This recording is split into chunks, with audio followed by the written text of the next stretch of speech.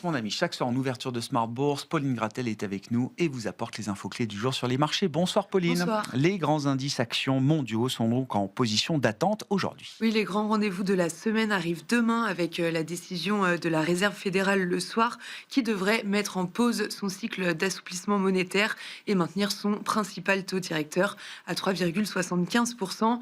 Les résultats aussi vont monter en puissance dès demain soir avec les poids lourds de la tech, Microsoft, Meta et Tesla. Oui, les indices qui n'ont pas grand-chose à se mettre sous la dent aujourd'hui en tout cas. Oui, ils évoluent ainsi en hausse pour les marchés en Europe. Le Stoxx 600 gagne environ 0,5% au cours de la séance. En France, le CAC 40 est en hausse du même ordre pour évoluer autour de 8150 points. En tête de l'indice parisien, Crédit Agricole gagne 3%, porté par un changement de recommandation dodo. Côté américain, les grands indices sont ouverts en ordre dispersé. Le Dow Jones en repli, le Nasdaq et le S&P 500 sont en hausse modérée. Et puis nous parlons quand même de la Corée du Sud aujourd'hui qui se retrouve sous les feux de l'actualité.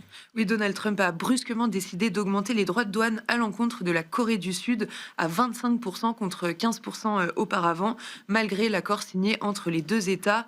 La raison, selon Donald Trump, Séoul met trop de temps à ratifier le texte et il accuse l'Assemblée législative de Corée du Sud de ne pas respecter l'accord commercial conclu. Et malgré cela, les investisseurs continuent de payer et d'acheter la Corée du Sud. Oui, l'indice sud-coréen Kospi a d'abord reculé de 1% avant d'attirer les investisseurs en quête d'exposition au marché asiatique le plus performant l'an dernier.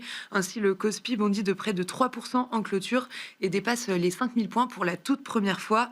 Parmi les plus fortes hausses, Samsung grimpait de 5% et SK Hynix a bondi de 10%. Ouais, SK Hynix qui atteint désormais une capitalisation en dollars de 400 milliards de dollars. Donc on a là Samsung et SK Hynix, des groupes sud-coréens qui sont dans le top 20, top 30 peut-être des grandes capitalisations mondiales et dans ce secteur technologique. Que dire des autres grands marchés macro notamment et des marchés obligataires en particulier, Pauline? Aux États-Unis, le rendement à 10 ans est assez stable autour de 4,20%. Au Japon, les taux sont volatiles avec des rendements à 10, 20, 30 et 40 ans en hausse de 5 points de base environ.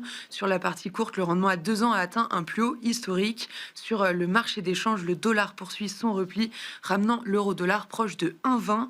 À noter une pause sur les métaux précieux, notamment pour l'argent, qui recule de 8% après avoir déjà gagné plus de 50% depuis le début de l'année. Et puis du côté des résultats, les investisseurs ont pris connaissance notamment des chiffres de United Health aux États-Unis. Oui, le leader américain des soins de santé plonge de 20%. L'entreprise prévoit un chiffre d'affaires inférieur aux attentes pour 2026, mais vise tout de même un retour à la croissance. Elle fait face à l'augmentation des coûts médicaux depuis plus de 2 ans. Et puis dans le secteur de l'aviation et de l'aéronautique, aux États-Unis, toujours des chiffres plutôt contrastés. American Airlines, tout d'abord, publie un chiffre d'affaires record, mais inférieur aux attentes. Pour le quatrième trimestre, le titre plonge de 4%. Du côté de Boeing, le chiffre d'affaires du quatrième trimestre est au-dessus des attentes, tiré par le carnet de commandes de sa division défense. Aujourd'hui, le titre recule de 1,5%. Enfin, un mot de General Motors qui publie une copie saluée. Le titre bondit de 5%. Et puis Puma est aujourd'hui la valeur vedette en Europe.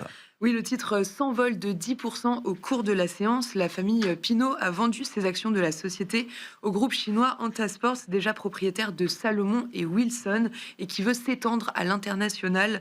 L'an dernier, les ventes de Puma avaient fortement chuté et son action avec de 35%. Quels sont les événements programmés à l'agenda demain sur les marchés, Pauline? Les investisseurs arbitreront demain les résultats de LVMH publiés ce soir après la clôture des marchés et ils prendront connaissance de ceux de ASML.